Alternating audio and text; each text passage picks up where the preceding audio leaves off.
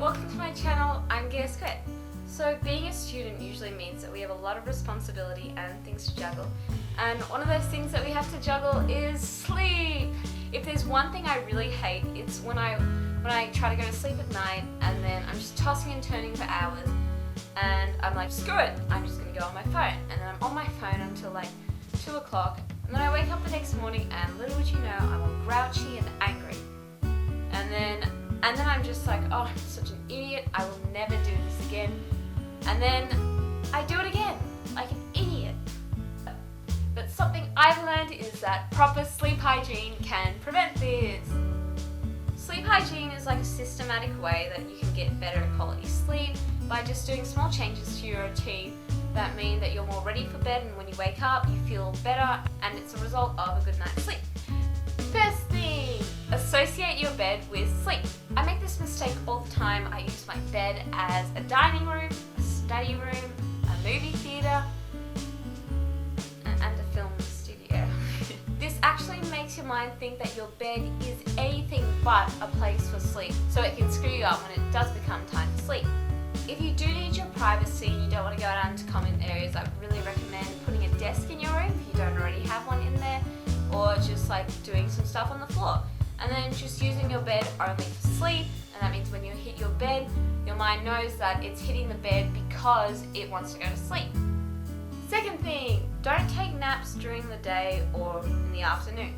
This is another thing I'm really guilty about because I don't get good sleep, then I'm just tired and I'm like, okay, so I'll take a nap, that'll make me feel better. But then I take a nap for about 2 hours, and not only does it take away a big chunk of my time, I can't get to sleep at night. It just messes up the natural body clock, which sucks. But if you do need to have a nap, one thing you have to do is make sure you time it, and also don't nap for more than half an hour. You might wake up feeling groggy and kind of still really tired, but after 10 minutes of just getting up and going, you should feel refreshed. And then when it is time to go to sleep, then you don't have that after effect from your nap. Thirdly, don't eat big meals or don't not eat much. Two very different sides of the spectrum, but if you eat too much, you can go to bed feeling full and very uncomfortable with just a stomach full of food in your stomach. And then if you go to bed on an empty stomach, then you get hunger pains and you just want to eat, and it's very, very uncomfortable as well. So what you really have to do is just understand your body. Definitely be eating at around 6:30 to even to like 8:30. That's kind of a good time for dinner. But if you are hungry and you must eat, then make sure it's light, nuts, fruit for example. Don't be eating a 3-course meal or something silly like that. And that way you can go to bed feeling satisfied and good.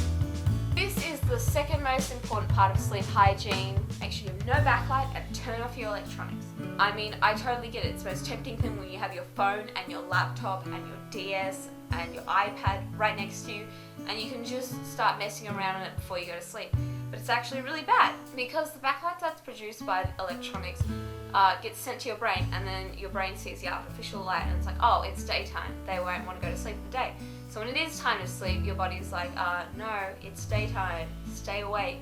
So what you really should be doing is half an hour before you go to sleep, you should be turning off all your electronics. And if you want to be entertained, read a book, I guess.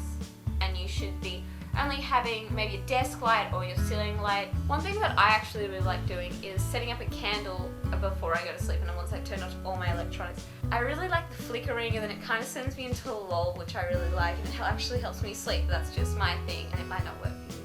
And the final and the most important step is to keep a routine. It's a really boring last step, but there's absolutely no point if you do this one day and then you don't do it for the rest of the week. It just renders it useless.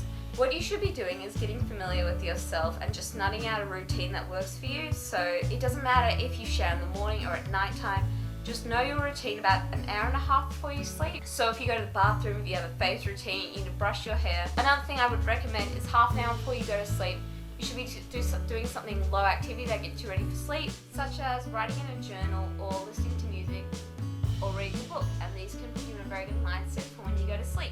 So this is very optimistic, and it's actually a very hard thing to do, which sucks because sleep is one of the most important things that you need to do.